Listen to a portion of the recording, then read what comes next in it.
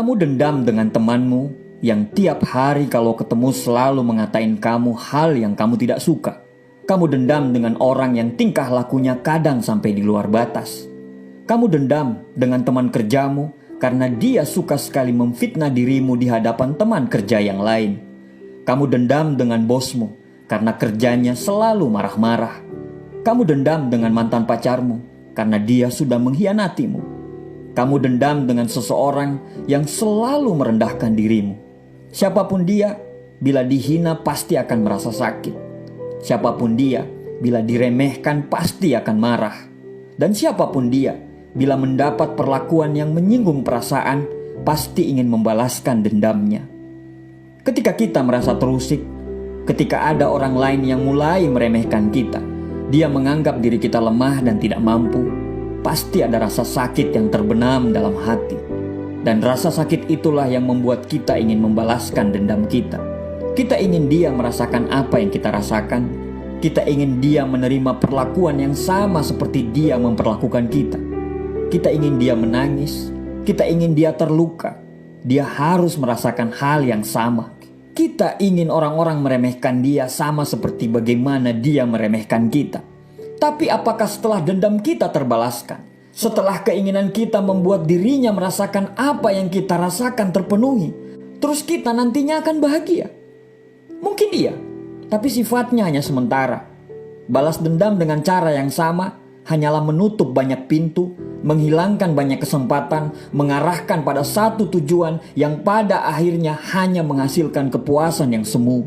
Balas dendam dengan melakukan hal yang sama seperti apa yang mereka perbuat, sama saja membuat kamu tidak lebih baik dari dia.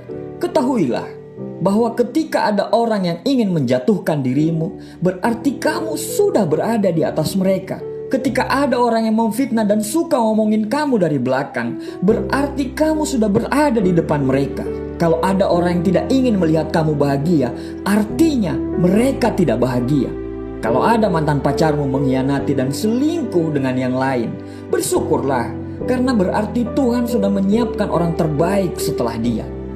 Tuhan lagi menguji kesabaran kita melalui mereka. Tuhan ingin kita belajar melalui hinaan, cacian, dan pengkhianatan yang dilakukan oleh mereka. Tuhan ingin kita menjadi manusia hebat dan belajar melalui mereka. Kalau kita melakukan hal yang sama dengan apa yang mereka perbuat, terus apa bedanya kita dengan mereka? Kalau kita membalas perbuatan mereka sama seperti apa yang mereka lakukan, apa bedanya kita dengan orang kebanyakan? Balas dendam itu seperti meminum racun, tapi mengharapkan orang lain yang mati.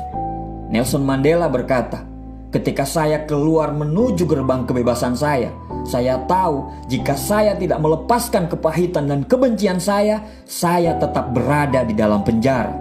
Ketika kita ingin melakukan hal yang sama dengan apa yang mereka perbuat terhadap kita, sama saja kita mengotori pikiran kita dengan rasa iri dan amarah.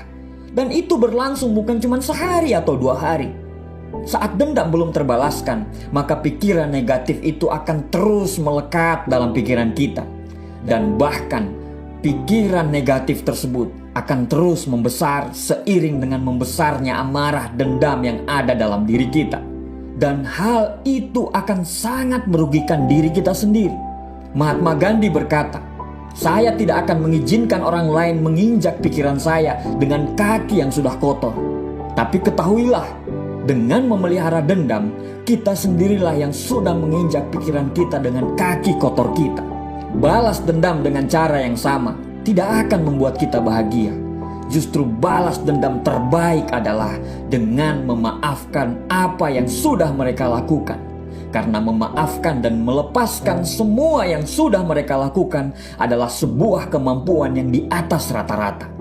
Menyimpan perasaan dendam hanya akan menyakiti diri kita sendiri, menyakiti pikiran kita sendiri. Kita tidak akan sanggup menyelesaikan masalah yang ada di luar apabila kita belum sanggup menyelesaikan masalah yang ada dalam pikiran kita. Memang itu tidak mudah, karena kita sudah disakiti kadang sampai di luar batas.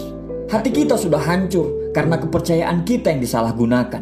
Tapi, memaafkan bukan berarti kita menerima apa yang sudah mereka lakukan. Tapi memaafkan berarti kita sudah mencegah semua perbuatan itu tidak sampai merusak sikap dan pikiran kita. Balas dendam terbaik adalah menjadikan diri kita lebih baik daripada sebelumnya. Balas dendam terbaik adalah menjadikan diri kita bahagia. Karena tidak ada hal yang membuat orang kesal setengah mati selain melihat diri kita hidup senang dan bahagia. Terima kasih.